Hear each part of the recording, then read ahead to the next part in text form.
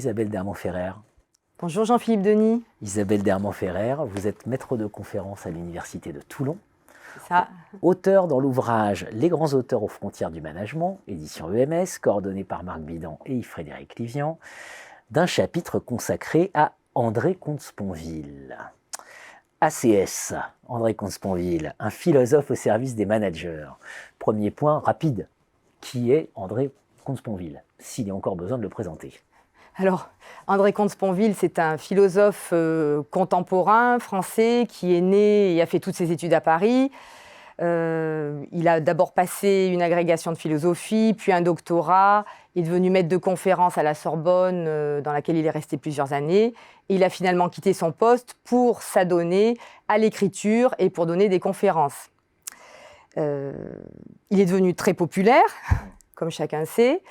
Invité dernièrement dans l'émission La Grande Librairie. Alors bon, il y aurait beaucoup à dire sur... Il est invité partout. Il est invité partout. D'ailleurs, il a déjà été invité sur ce plateau, enfin Henri Zinovitch, qui était venu parler de lui sur ce plateau. Mais ce qu'il y a de bien avec André Comte-Sponville, c'est qu'il s'est intéressé à tellement de sujets qu'on peut le présenter plusieurs fois et de façon complètement différente. Absolument. Alors là, vous transgressez toutes les normes, puisqu'on dit toujours dans les grands auteurs, il ne faut pas de Français vivants. Voilà. Alors en plus, là, on a un Français vivant qui n'est pas gestionnaire, voilà, que vous retenez comme grand auteur aux frontières du management. Et puis, vous référencez même la vidéo d'Henri Zinovitch dans votre chapitre sur Xerfi Canal. Donc, merci beaucoup. Et donc, question, pourquoi l'avoir choisi finalement? Alors, il y a une quinzaine d'années, j'avais participé aux Journées des IAE à Nantes, qui est un colloque qui regroupe des enseignants-chercheurs dans le domaine de la gestion.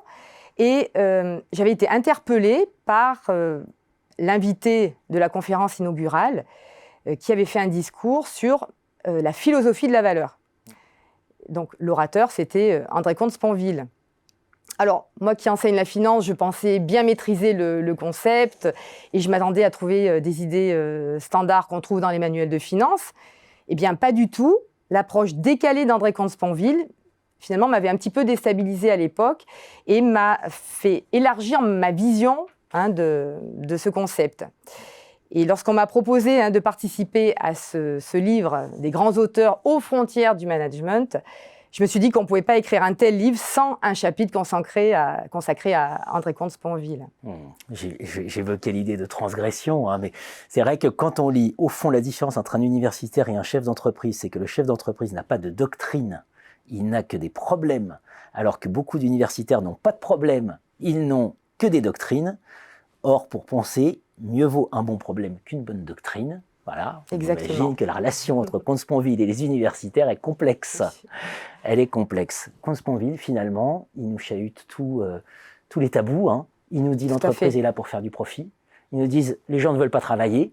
Voilà, a priori, le travail n'est pas une fin en soi, etc. Et donc la question clé, c'est celle du désir. Oui, alors, pour lui, en fait, le travail du manager, c'est de faire travailler les autres. Et comme il le dit si bien, les autres, travailler, ils ne préféreraient pas. Donc le travail, c'est une contrainte, ça n'est pas une fin en soi.